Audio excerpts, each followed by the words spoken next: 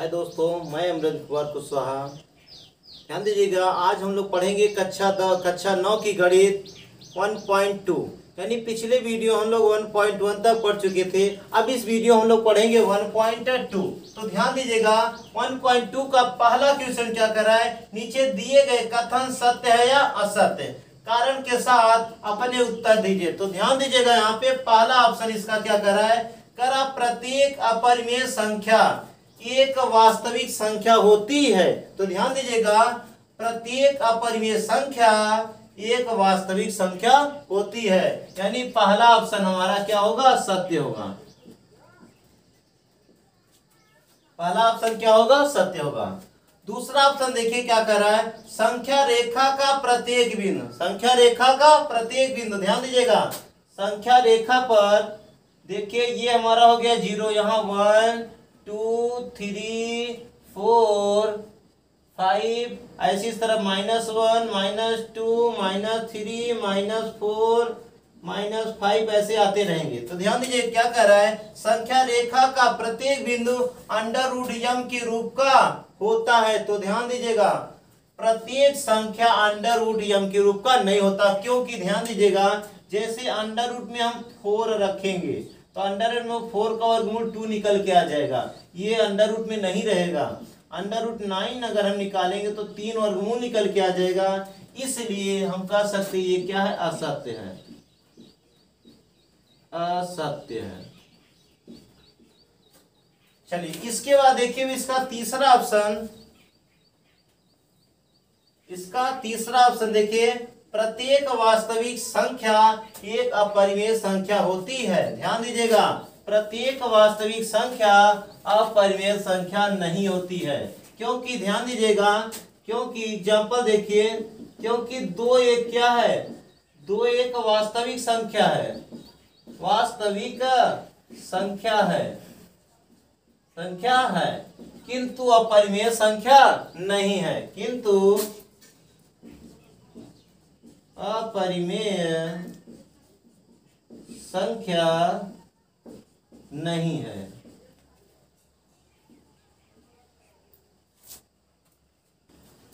चलिए ध्यान दीजिए, इसका दूसरा क्वेश्चन क्या कर रहा है, कह रहा है क्या सभी धनात्मक पूर्णांकों के वर्गमूल अपरिमेय होते हैं। हमसे कह रहा है क्या होते हैं, यदि नहीं तो एक ऐसी संख्या का वर्गमूल का उदाहरण दीजिए जो एक क्या हो, परिमेय संख्या है। तो ध्यान दीजिएगा, यहाँ पर एग्जाम्पल में हम लोग लेंगे, जैसे अंडर रूट में 4 ले लें, तो अंडर रूट में 4 का वर्गमूल क्या आएगा, 2 आएगा, जो एक क्या धनात्मक क्या है, पूर्णांक है और अपरिमेय नहीं है। यानी यही हमसे कह रहा था, संख्या का वर्गमूल का उदाहरण दीजिए, यानी 4 का वर्गमूल क्या हो जाएगा, 2। अंडर रूट में 9 ले ले तो इसका वर्गमूल क्या आ जाएगा, 3, जो एक क्या होगा, परिमेय संख्या होगा, क्योंकि इसके हर में हम लोग 1 मान सकते हैं। तो यही हमारा क्या है, आंसर। ध्यान दीजिएगा दोस्तों, कह रहा दिखाइए कि संख्या रेखा पर √5 को किस प्रकार निरूपित किया जा सकता है।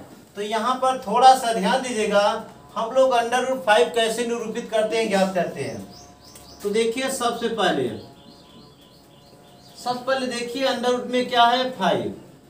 तो अंडर रूट में 5 को हम लोग लिख क्या सकते हैं, ध्यान दीजिएगा, इसे लिख सकते हैं 2 का स्क्वायर प्लस 1 का स्क्वायर।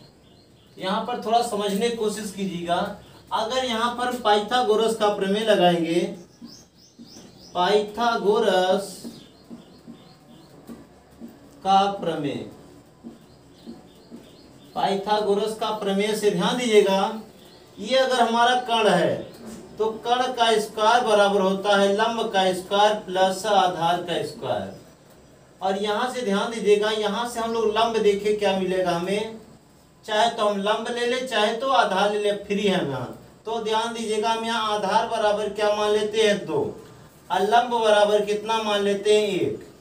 तो यहाँ से देखिए कर्ण अपने आप आ जाएगा। और यहाँ से देखिए हम लोग ये क्या करेंगे, यहाँ पर एक संख्या रेखा खींचेंगे। फिर से ध्यान दीजिएगा, पहले दिए गए संख्या को हम 2 ऐसे भागों में तोड़ते हैं जिसका वर्गमूल हो सके। वर्गमूल करने के बाद देखिए पाइथागोरस के प्रमेय से हम लोग मान लिए कि आधार बराबर 2 हो गया और लंब बराबर कितना, 1 हो गया। अब देखिएगा संख्या रेखा, संख्या रेखा पर ध्यान दीजिएगा, मूल बिंदु के दाईं ओर की नापी गई दूरियां क्या होती है, धनात्मक, और बाईं ओर की नापी गई दूरियां क्या होती है, ऋणात्मक। तो इस पे देखिए हम 1-1 सेंटीमीटर की दूरी पर कुछ बिंदु ले लेते हैं। ऐसे हम लोग क्या किए, बिंदु ले लिए। अब थोड़ा सा ध्यान दीजिएगा, अब देखिए जो हमारा आधार है 2, तो यहाँ देखिए यहाँ से हम आधार मान ले कितना, यहाँ पर हो गया हमारा 2, ये बिंदु हो गया हमारा कितना, 2। ये उसके बाद देखिए हम इस बिंदु पर क्या करेंगे, 1 सेंटीमीटर ऊपर की ओर क्या करेंगे, रेखा खींचेंगे पटरी की सहायता से। उसके बाद 1 सेंटीमीटर, ये मान लीजिए हमारा ओ हो गया, ये हो गया हमारा बिंदु ए। उसके बाद इसे हम पटरी की सहायता से क्या करेंगे, मिला देंगे। ये हमारा है 1 सेंटीमीटर, ये हमारा है 2 cm। इसको हम क्या करेंगे, पटरी की सहायता से क्या करेंगे, मिला देंगे। तो ध्यान दीजिएगा ये हमारा मिलेगा अंडर रूट में कितना, 5। यहाँ पर b हो गया, ये हमारा हो गया अंडर रूट में 5। लेकिन ध्यान दीजिएगा अब ये नहीं है, अब हम क्या करेंगे, ध्यान दीजिएगा, प्रकार के नोक को बिंदु O पर रखेंगे, यहाँ तक क्या करेंगे, दूरी लेंगे। यहाँ पर रखने के बाद यहाँ तक दूरी लेंगे और इस तरीके हम लोग क्या करेंगे, डॉट डॉट का चाप लगाएंगे। अब ये चाप ध्यान दीजिएगा जहां पर काटेगा, यहाँ पर देखिए जहां पर काटेगा वही हमारा बिंदु होगा अंडर रूट में कितना, 5। अंडर रूट में क्या होगा, 5। और यही हमारा क्या है, आंसर है। चलिए ध्यान दीजिए, अगर यही हमें अंडर रूट में 2 दे देता, अंडर रूट में कितना, 2 दे देता, तो ध्यान दीजिएगा यहाँ से हम लोग क्या करते, 1 का स्क्वायर प्लस 1 का स्क्वायर, यानी यहाँ से हम लंब भी 1 लेते और आधार भी कितना लेते, 1। तब देखिए इसको हम लोग संख्या रेखा पर कैसे करते हैं। तब देखिए ये हमारा एक बिंदु हो गया, 1 2, ये 2 बिंदु ले लिए। यहाँ से देखिए मूल बिंदु से यहाँ तक कितना, 1 सेंटीमीटर दूरी, और ये लंब भी हम लोग कितना खींचते, 1 सेंटीमीटर। ये हो गया A और ये हो गया हमारा कितना, B। इसको हम लोग क्या करेंगे, पटरी की सहायता से इसको क्या करेंगे, मिलाएंगे। तो ये हमारा हो जाएगा अंडर रूट में कितना, 2। लेकिन ध्यान दीजिएगा यहाँ पर करने के बाद हम लोग करेंगे क्या, प्रकार को नोक को बिंदु O पर रख करके यहाँ तक दूरी लेकर के एक डॉट डॉट क्या लगाएंगे, चाप। ये जहां पर काटेगा वही बिंदु हमारा होगा अंडर रूट में 2।